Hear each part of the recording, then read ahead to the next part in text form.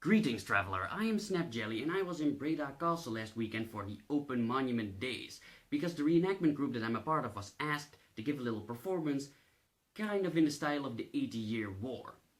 Now, it was far from perfect because we had fairly little time to prepare, so it's actually a miracle that we managed to scavenge all of the stuff that we did, but it was still very fun to do. Now, I was a fighter, and I was a fighter on the losing side, like the side that was supposed to lose, so I spent most of the time getting my ass handed to me. Of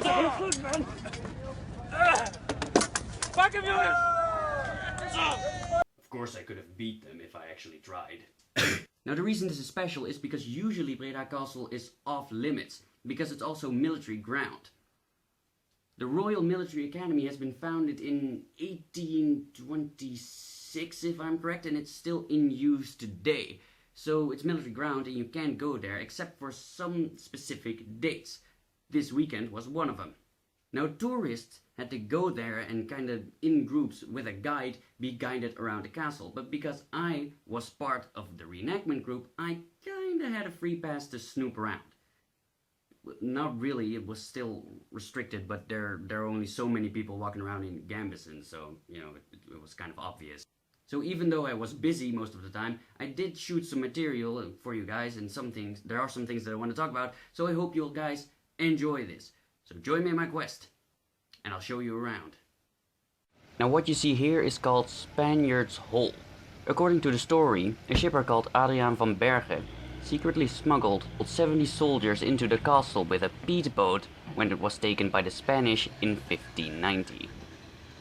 This is the other side of the gate.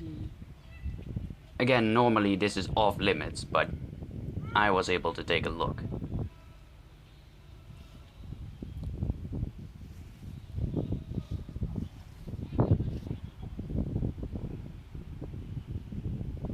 This house is called the Queen Wilhelmina Paviljoen, named after Queen Wilhelmina, born in 1880.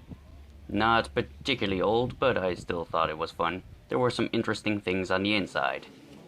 There was a card next to these guns that said these guns were used by children only 12 to 14 years old, which seems very young, but I can also remember reading something about in medieval Germany how children were officially an adult after the age of 12. Since the Netherlands is a Germanic country, it makes sense for us to have similar laws. So this seems very plausible to me. Also, this is the smallest gun ever. These guns are called blunderbusses. Honestly, they're the biggest fuck you and everything around you weapons out there. You wouldn't load them with normal bullets, you would load them with bullets that kinda spray out. But I can imagine you requiring a lot of firepower to actually effectively get some out there. And they're not really accurate, they're really close distance weapons. I wonder how effective they actually were. There are also several different types of cadet uniforms, worn by cadets over various time periods.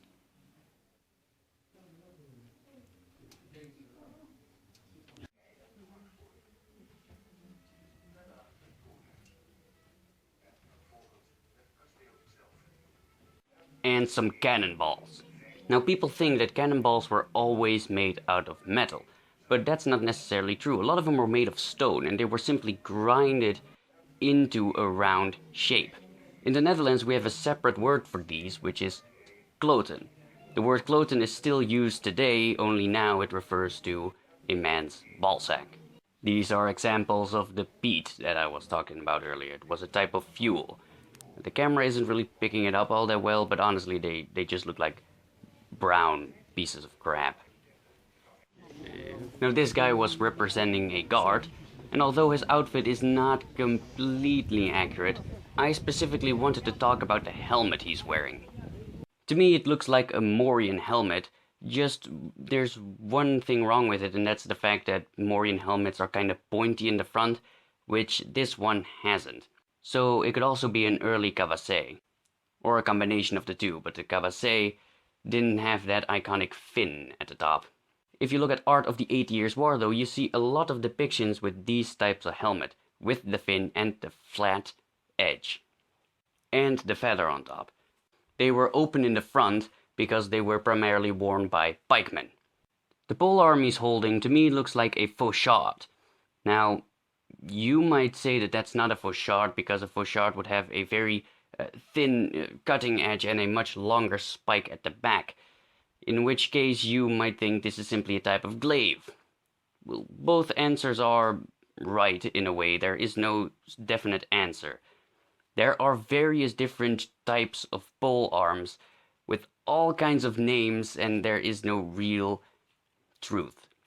People give different shapes different names, but there's so much variation that there is no specific answer. Personally, I'd say fauchard. It could be both.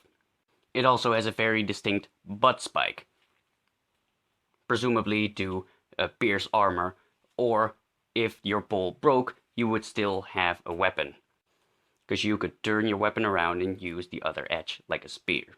There was also a partisan on the scene, but I was stupid enough not to film that.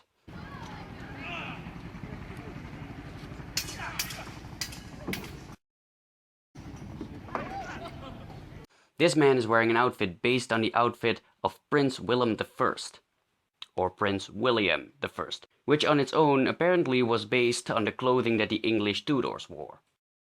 So that was all I had today. I hope you guys enjoyed. If you like these type of video, like me filming the events that I go to, then post in the comments, then I'll film more in the future.